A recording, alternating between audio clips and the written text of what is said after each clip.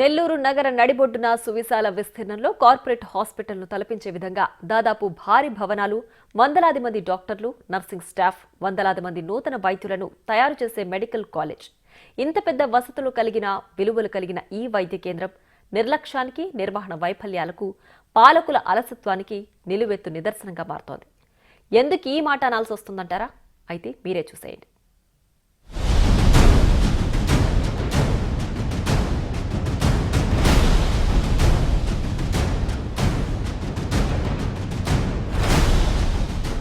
ఇది నెల్లూరు నగరం నడిబొడ్డున ఉన్న ప్రభుత్వ సర్వజన బోధన ఆసుపత్రి.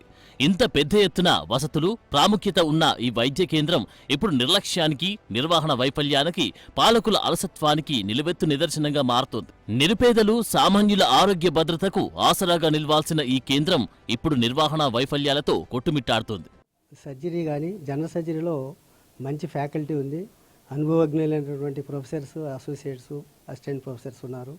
అక్కడ ఆల్మోస్ట్ ఏ సర్జరీస్ చేస్తున్నామో, ల్యాప్రోస్కోపిక్ అనేది అడ్వాన్స్డ్ సర్జరీస్. ఆ అడ్వాన్స్డ్ సర్జరీస్ కూడా మనం ఇక్కడ అన్ని రకాల జనరల్ సర్జరీ కన్సర్న్ అయినటువంటి ఆపరేషన్లు అన్నీ కూడా చేయగలుగుతున్నాం. అట్లే మీరు ఈ మధ్యనే చూసింటారు, ఈఎన్టీలో కూడా ల్యాప్రోస్కోపీతో చేయగలిగేటటువంటివి సర్జరీస్ కూడా ఖరీదైనవి కూడా చేస్తున్నాం. ఈ ఆప్థల్మాలజీలో కూడా ఇప్పుడు అన్ని ఫ్యాకో సర్జరీస్ బయట ఎట్లా చేస్తారో అంత బాగా మనం లెన్స్ పెడుతున్నాం. ఆప్థల్మాలజీ కూడా ఫ్యాకో సర్జరీస్ కూడా చేస్తున్నాం. మిగతా ఆక్యులోప్లాస్టిక్ సర్జరీస్ కూడా చేయగలుగుతున్నాం. ఇది ఆసుపత్రి సూపరింటెండెంట్ చెప్తున్న విశేషాలు. ప్రభుత్వ ఆసుపత్రిలో ఇన్ని స్పెషాలిటీస్ ఉన్నాయి, ఇన్ని ప్రత్యేక చికిత్సలున్నాయి. కానీ అంగట్లో అన్ని ఉన్నా అల్లుడి నోట్లో శని అన్నట్లుగా తయారైంది జీజీహెచ్ పరిస్థితి. సరిగా లేని పారిశుద్ధ్యం, పనిచేయని ఏసీలు, సీసీ కెమెరాలు, మరమ్మతులకు నోచుకోని లిఫ్టులు, అందని నాణ్యమైన వైద్యం. ఇది జిల్లా సర్వజన ఆసుపత్రిలో నెలకొన్న పరిస్థితి. జిల్లాకే తలమానికమైన ఆసుపత్రిగా ఉన్న నెల్లూరు నగరంలోనే ప్రభుత్వ సర్వజన ఆసుపత్రిలో నానాటికి సమస్యలు పెరిగిపోతున్నాయి.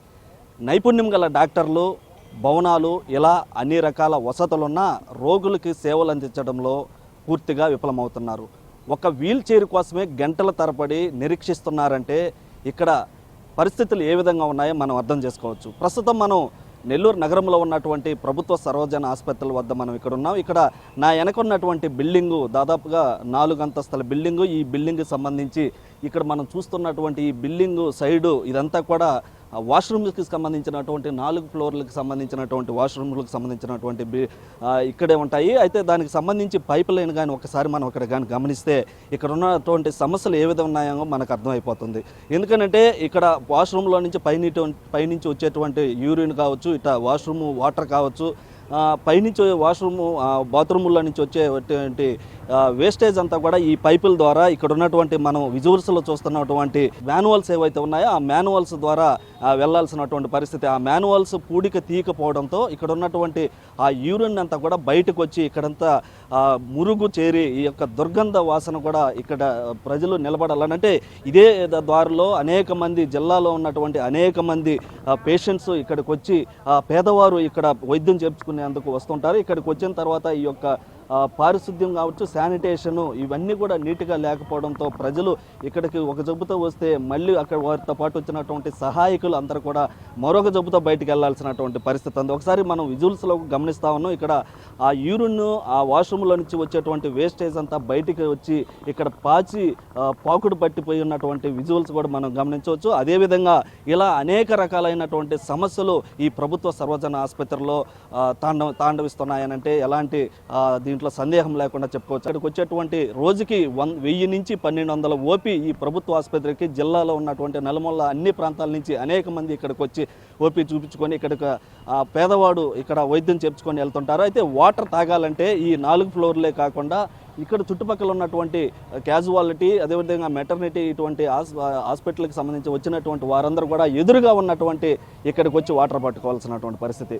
అదేవిధంగా ఈ క్యాజువాలిటీ మన ఎదురుగా ఉన్నటువంటి బిల్డింగు, క్యాజువాలిటీకి సంబంధించినటువంటి బిల్డింగ్ ఐసీటీసీ అంటే ఈ బిల్డింగ్లో ఇక్కడ ఏదైతే ఎమర్జెన్సీ కేసులు ఏవైతే ఉంటాయో ఆ కేసులన్నీ కూడా ఈ బిల్డింగ్కి తీసుకొస్తుంటారు. తీసుకొచ్చిన నేపథ్యంలో అక్కడ ఉన్నటువంటి ఏసీలన్నీ కూడా మరమ్మతులకు గురై ఏ విధంగా ఊడి ఏలాడుతున్నాయో మనం ఒకసారి గమనించవచ్చు.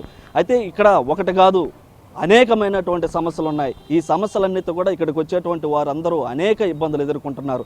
ఇక్కడికి తాగేందుకు నీరు కూడా అక్కడ ఉన్నటువంటి సొంపులు ఏవైతే ఉన్నాయో ఆ సొంపులు క్లీన్ చేయకపోవడంతో అక్కడ పాచి పాకుడు పట్టిపోయి అక్కడికి వచ్చినటువంటి వారు ఈ సొంపుల్లో ఉన్నటువంటి వాటరే ఈ బిల్డింగ్ ఈ ప్రభుత్వ సర్వజన ఆసుపత్రికి అందరూ కూడా సప్లై అవుతా ఉంది. వసతులు సరిగా లేకపోవడంతో ఆపరేషన్లు చేయడానికి భయపడే స్టేజ్లో ఉన్నారు ఇక్కడి డాక్టర్లు. ఏసీల నిర్వహణ కోసం లక్షల రూపాయల నిధులు విడుదల చేస్తున్నా క్షేత్రస్థాయిలో అవి ఉపయోగంలోకి రావడం లేదు. ప్రభుత్వ ఆస్పత్రి ప్రసూతి విభాగం వద్ద రోగులతో వచ్చే కుటుంబ సభ్యులు, బంధువులు విశ్రాంతి షెడ్లలో ఫ్యాన్లు తిరగక ఆరు బయట నిద్రిస్తున్నారు.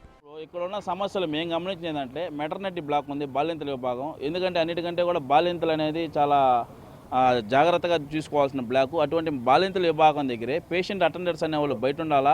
ఎందుకంటే జెంట్స్ కాబట్టి వీళ్ళు స్త్రీలు లోపల ఉంటారు. వాళ్ళని తీసుకొని వచ్చి వాళ్ళు రాత్రులు కూడా బయటే ఉండాలా. పసిబిడ్డలను వేసుకొని బయట పనుకొని ఉంటారు బిల్డింగ్ బయట. ఏ పాము కొట్టద్దో, ఏ తేలు కొట్టద్దో, ఏ పురుగు పుట్ర కొట్టద్దో తెలియదు. వాళ్ళకంటూ ఒక షెల్టర్లు ఏర్పాటు చేయలేదు. షెల్టర్లో ఉన్నా కూడా నామకావాసిగా ఉన్నాయి. లైట్లు ఉండవు, ఫ్యాన్లు ఉండవు.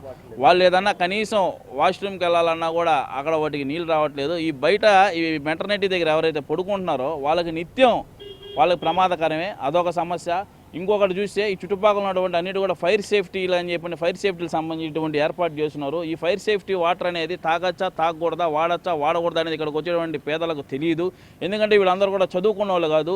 ఇదే దీనికి సంబంధించినటువంటి ఫైర్ సేఫ్టీ సంబంధించిన వాళ్ళు ఈ నీళ్ళతో మొహాలు కడుక్కుంటుంటారు, ఈ నీళ్ళతో తాగుతుంటారు, ఈ నీళ్ళతో పుక్కులిస్తుంటారు. ఎందుకంటే అత్యంత ప్రమాదకరం. వీటి వల్ల అనేక రోగాలు వస్తాయి, హానికరం. ఇవన్నీ కూడా వీళ్ళు అవగాహన చేయాలి వచ్చే జనాలకి, వాడకూడదు, ఇవి వాడొచ్చని.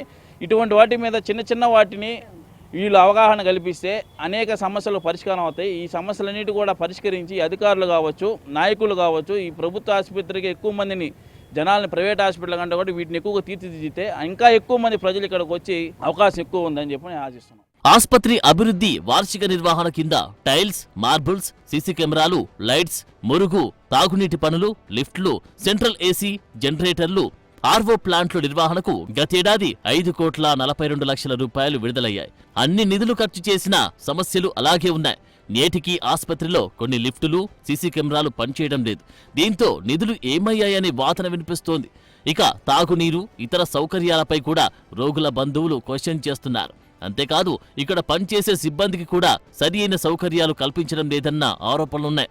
ఈ పారిశుద్ధ్య కార్మికులు ఎవరైతే ఉన్నారో వారి దగ్గర నేను తరచుగా వింటున్నటువంటి విషయాలు ఏంటంటే జీతాలు మాకు అనుకున్నట్టుగా మాకు పడట్లేదు, ఇచ్చిన ఎంఓఏ ప్రకారంగా పడట్లేదు. పైపెచ్చు మేము పారిశుద్ధ్య కార్యక్రమం చేయాలంటే వాటర్ ఫెసిలిటీ కావాలి. వాటర్ ఫెసిలిటీ ఎక్కడ ఉంది?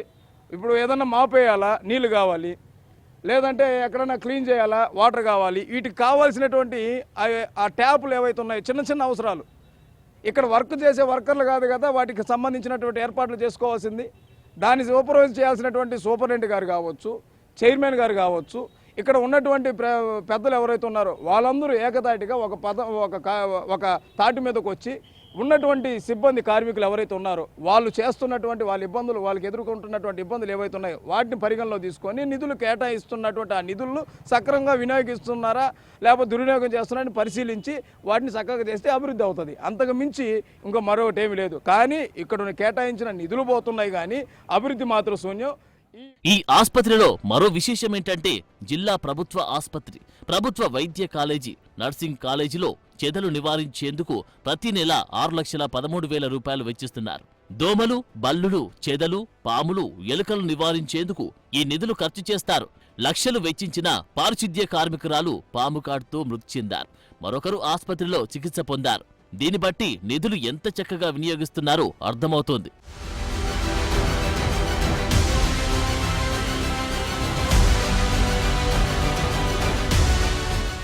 రాష్ట్రంలో ఓవైపు కలుషిత నీరు తాగి ప్రజలు డయేరియాలతో ప్రాణాలు పోగొట్టుకుంటున్నారు. మరికొందరు అస్వస్థతకు గురై ఆస్పత్రిలో చేరి చికిత్స పొందుతున్నారు. నిర్వహణ లోపంతోనే ఈ దుస్థితి. కలుషిత నీరు తాగొద్దని సూచిస్తున్నారు వైద్య సిబ్బంది. కానీ వారుండే ఆస్పత్రిలోనే ఈ పరిస్థితి నెలకొంటే ఇంకేముంది? నెల్లూరు ప్రభుత్వ సర్వజన ఆస్పత్రిలో ఏళ్ల తరబడి నిర్వహణ సరిగ్గా లేదు. మంచినీరు దొరకడం లేదు. ఇక్కడ దేనికోసం వచ్చావు ఆసుపత్రికి? మా మామయ్యకి బాగలేదు, అందువల్ల వచ్చాను సార్. ఏం వాటర్ బాటిల్ తీసుకెళ్తున్నావు? నీళ్ళు అంటే ఫైన్ లేవా? లేవు సార్. ఎక్కడికి వెళ్ళి తెచ్చుకోవాలి వాటర్? అక్కడ వెళ్ళి తెచ్చుకోవచ్చు. అయితే చూశారు కదా, ఇక్కడ ఉన్నటువంటి అత్యాధునికమైనటువంటి బిల్డింగ్ ఉన్నప్పటికీ అక్కడ వాటర్ ప్లాంట్లు ఏర్పాటు చేసినటువంటికి ఇక్కడ ఉన్నటువంటి అధికారుల పర్యవేక్షణ కావచ్చు, అదేవిధంగా సిబ్బంది నిర్లక్ష్యంతో దాదాపుగా 4 ఫ్లోర్లలో ఉన్నటువంటి బిల్డింగ్ నుంచి వాటర్ కోసం కిందకు వచ్చి ఇక్కడ ఉన్నటువంటి వాటర్ తీసుకెళ్ళినటువంటి పరిస్థితి. అమ్మా, ఎక్కడి నుంచి వచ్చావమ్మా? తల మంచి సార్ మాదే. మా బాబు కడుపులో నొప్పి అయితే వచ్చినాం 5 రోజులు. కానీ పై నుంచి గుడ్డు పెట్టుకుంటా వస్తే కిందకు వచ్చే పేషెంట్లు గుడ్లే పెట్టడంలే, అన్నం కూడా సక్రమంగా పెట్టడం ఇక్కడ. 5 రోజుల నుంచి మేము అట్టే హోటల్లో తెచ్చుకునేది తింటున్నాం. అదేమని అడిగితే వాళ్ళు చెప్పుకోపోండి మీరు అని నేను మాట్లాడుతున్నా. వంట పెట్టేవాళ్ళు నిన్న మధ్యాహ్నం పెట్టలా, రాత్రి పెట్టలా, టోకన్లు అట్టే ఉన్నాయి, టేబుల్ మీదనే పెట్టున్నాం. అసలు ఆస్పత్రి నిర్వహణకు విడుదలైన నిధులు ఏమయ్యాయని రోగులు, వారి బంధువులు ప్రశ్నిస్తున్నారు. ఇప్పటికైనా జీహెచ్ సిబ్బంది బాధ్యతగా వ్యవహరించాలని పలువురు కోరుతున్నారు. సిబ్బంది పరిశుభ్రంగా ఉండాలని ఏదైతే సూచనలు ఇస్తున్నారో ఆ సూచనలు ఇస్తున్నటువంటి సిబ్బంది ఉన్న చోటే ఇక్కడ ఆ వాటరు, ఆ పాచి పట్టిపోయినటువంటి వాటరు, అదేవిధంగా డ్రైనేజీ పోక, ఆ డ్రైనేజీ క్లీన్ చేయక, ఆ యొక్క నిలబడిపోయినటువంటి మురుగుతో ఇక్కడ ఉన్నటువంటి పేషెంట్లు అనేక ఇబ్బందులు అయితే ఎదుర్కొంటున్న పరిస్థితి. అయితే మొత్తం మీద కూడా ఈ ఏదైతే ప్రభుత్వ సర్వజన ఆసుపత్రికి సంబంధించి ఇక్కడ చిన్న అంటే ఇక్కడ ఉన్నటువంటి అధికారుల పర్యవేక్షణ కావచ్చు, సిబ్బంది నిర్లక్ష్యంతో ఇక్కడ ఉన్నటువంటి చిన్న మరమ్మతులు కూడా చేయలేనటువంటి పరిస్థితి ఉండటంతో ఇటు జిల్లా వాసులు కూడా ఇటు ఈ ఆగ్రహం వ్యక్తం చేస్తున్నటువంటి పరిస్థితి ఉంది. అయితే ప్రభుత్వం ప్రైవేట్ హాస్పిటల్కి ధీటుగా ఉండాలని చెప్పి చెప్తున్నప్పుడు కూడా ఇక్కడ ఉన్నటువంటి సిబ్బంది నిర్లక్ష్యం వల్ల ఈ యొక్క మరమ్మతులు చేయలేక వచ్చిన డబ్బు ఏమవుతుందో తెలియనటువంటి పరిస్థితి ఉండటంతో ఈ యొక్క సమస్యలన్నీ కూడా తలెత్తుతున్నటువంటి పరిస్థితి అయితే ఇక్కడ ప్రభుత్వ హాస్పిటల్లో ఉందని చెప్పుకోవచ్చు. కెమెరామ్యాన్ మనోజ్తో సురేంద్ర, బిగ్ టీవీ, నెల్లూరు ప్రభుత్వ సర్వజన ఆసుపత్రి నుంచి.